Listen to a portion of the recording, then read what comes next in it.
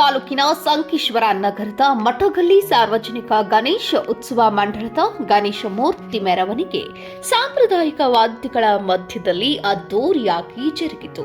ಪ್ರಾರಂಭದಲ್ಲಿ ಅಂಕಲಿ ರಸ್ತೆಯ ಹತನೂರಿ ಮನೆತನಕ್ಕೆ ಸೇರಿದ ಆಯಿಲ್ ಮಿಲ್ನಲ್ಲಿ ಪುರಸಭೆ ಅಧ್ಯಕ್ಷರಾದ ಸೀಮಾ ಹತನೂರಿ, ಶ್ರೀಕಾಂತ್ ಹತನೂರಿ, ಸುಹಾಸ್ ಕುಲಕರ್ಣಿ, ಬಸಗೌಡ ಪಾಟೀಲ್ ಅವರು ಗಣಪತಿ ಮೂರ್ತಿಗೆ ಆರತಿ ಬೆಳಗಿ ಪೂಜೆ ಸಲ್ಲಿಸಿ ಪಟಾಕಿ ಸಿಡಿಸಿ ಪಾರಂಪರಿಕ ವಾದ್ಯಗಳಾದ ಡೋಲ್, ತಾಶ, ಲೇಜಿಂ, ಸಂಬಳ ಬಾರಿಸುವ ಮೂಲಕ ಗಣೇಶ ಮೂರ್ತಿಯ ಮೆರವಣಿಗೆ ನಗರದ ಪ್ರಮುಖ ಮಾರ್ಗಗಳಾದ ಚನ್ನಮ್ಮ ವೃತ್ತ, ಹಳೆಯ ಪಿಬಿ ರಸ್ತೆ, ಸಂಗೊಳ್ಳಿ ರಾಯಣ್ಣ ವೃತ್ತ, ನೆಹರು ರಸ್ತೆ, ಗಾಂಧಿ ಚೌಕ್ ರಸ್ತೆ ಮಾರ್ಗವಾಗಿ ಮಠಗಲ್ಲಿಗೆ ಶಾಂತಿಯಿಂದ ಜರುಗಿತು.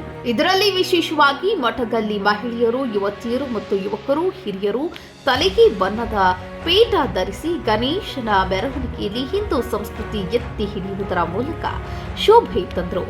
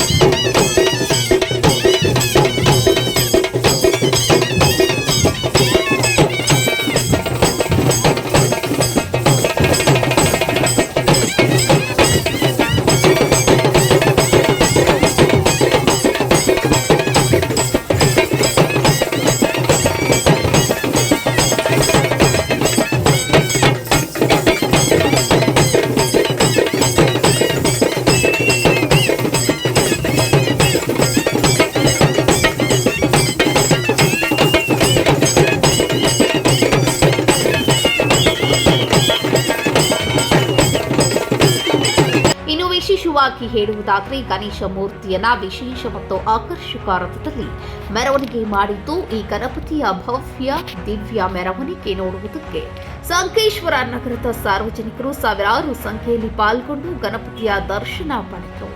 News report Vinayak Bhosle, TV 20 Kannada news, Sankeshwar.